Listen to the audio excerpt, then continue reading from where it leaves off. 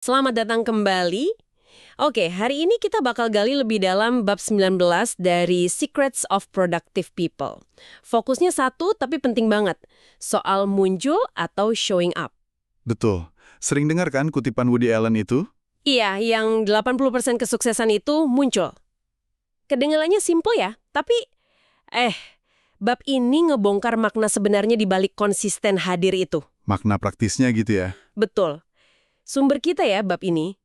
Kita mau coba pahami nih, kenapa sih kok bisa terus berusaha, bahkan pas lagi nggak mood atau nggak ada inspirasi, itu malah jadi kunci produktivitas sejati. Sesuatu yang kadang lebih penting dari sekedar, efisiensi sesaat gitu. Yuk kita bedah bareng. Oke. Jadi gagasan intinya itu showing up, muncul.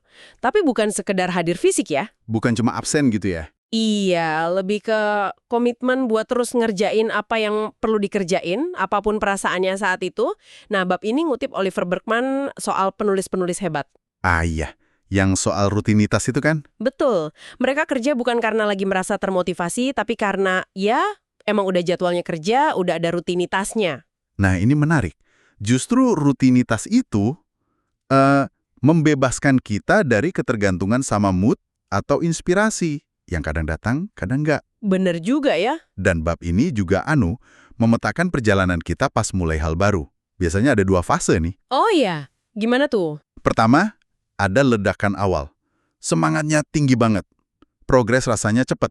Kayak pas baru mulai olahraga, atau belajar bahasa baru, gitu kan? Iya, fase bulan madu lah istilahnya. Nah, itu dia.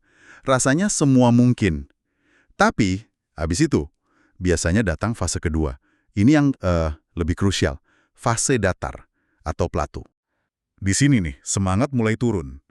Rasanya udah usaha keras banget, tapi kok kemajuannya lambat, atau malah kayak nggak ada kemajuan sama sekali. Nah, ini fase paling menantang. Fase datar ini, aduh, ya banget. Rasanya kayak jalan di tempat ya. Udah ngos-ngos-ngosan tapi nggak nyampe-nyampe. Persis. Bab ini bilang ini ujian sesungguhnya. Tapi ada yang menarik di sini. Seolah-olah fondasi suksesnya itu malah dibangun pas kita lagi merasa nggak maju ini. Agak aneh ya?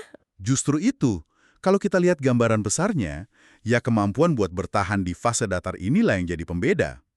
Bab ini malah bilang, kesuksesan itu hampir nggak terhindarkan kalau Anda konsisten muncul. Wah, sepowerful itu ya?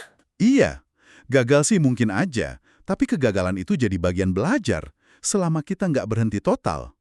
Godaan terbesarnya kan justru pas lagi susah gini, pengen ganti haluan.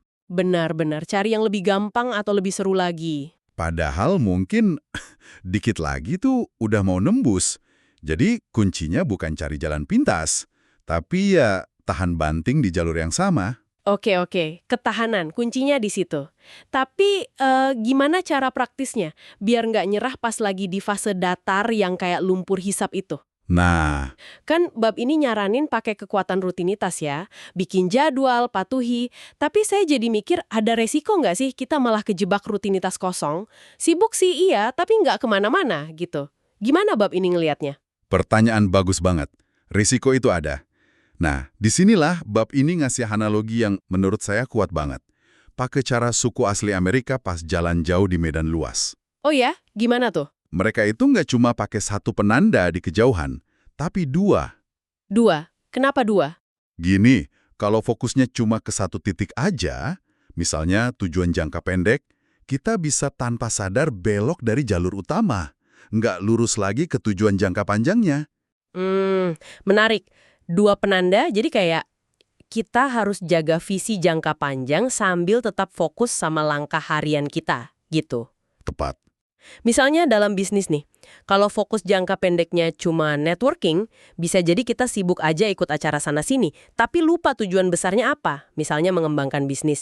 Jadi networkingnya harus sadar diarahkan buat ngembangin bisnis itu, gitu maksudnya. Persis. Artinya, ya, rutinitas harian kita, tindakan kecil kita, itu perlu terus-menerus disambungin lagi, dievaluasi lagi, sama si penanda kedua, alias tujuan besar Anda. Oke. Jadi bukan sekedar sibuk, tapi sibuk yang terarah ya. Betul, konsistensi jadi produktif kalau emang nyambung sama tujuan jangka panjang. Kalau nggak nyambung, ya rutinitas bisa jadi cuma pengulangan aja, nggak ada artinya.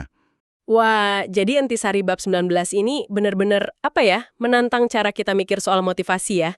Kuncinya bukan nunggu semangat meledak-ledak, Bukan. tapi justru membangun komitmen buat terus muncul, terus bertindak secara konsisten, bahkan atau mungkin justru pas kita lagi malas banget atau nggak pengen. Iya. Nah, ini mungkin bisa jadi bahan renungan buat Anda yang dengerin ya. Coba dipikirin ya. Di area mana dalam hidup Anda sekarang ini? Mungkin kerjaan, hobi, hubungan, atau kesehatan. Anda ngerasa perlu lebih komit buat muncul terlepas dari gimana perasaan Anda hari itu. Pertanyaan bagus tuh.